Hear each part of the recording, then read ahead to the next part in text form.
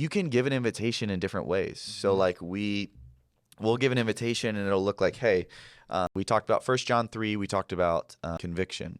And so we just said, hey, how many of you, just between me and you, raise your hand if you are struggling with conviction for a sin right now that you'd like prayer for. They raise their hand.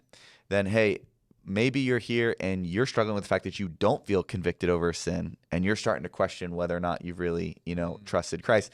We want to pray for you. Raise your hand. They raise their hand.